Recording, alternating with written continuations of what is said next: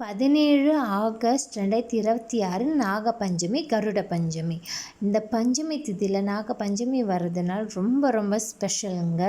பஞ்சமி திதியில் வாராகியை வழிபட்டுட்டு இந்த நாகத்துக்கு பாலாலும் பன்னீராலையும் மஞ்சள் குங்குமத்தால் அபிஷேகம் பண்ணி பொட்டு வச்சுட்டு ஒரு தீபம் போட்டுட்டு உங்களால் என்ன முடியுமோ தாம்பூலம் வச்சு இல்லைன்னா ஒரு பிடி வெல்லம் வச்சு இல்லைன்னா எதுவுமே இல்லைன்னா ஒரு கைப்பிடி சர்க்கரையாச்சும் நீங்கள் அங்கே வச்சுட்டு ஒரு கற்பூரம் ஏற்றி வாராகியை வழிபட்டுட்டு நாகத்துக்கு வழிபடுங்க.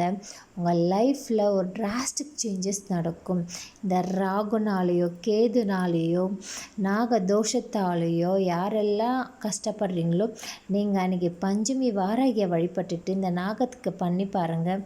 அடுத்த வருஷ பஞ்சமிக்குள்ளே உங்களுக்கு நாக பஞ்சமிக்குள்ளே ஒரு நல்ல ஒரு மாற்றங்கள் உங்களுக்கு கிடைக்கும். ஸோ நம்பிக்கையோடு பயணம் பண்ணுங்கள். காலம் வரும், கந்தன் வருவன், கருணை புரிவான்.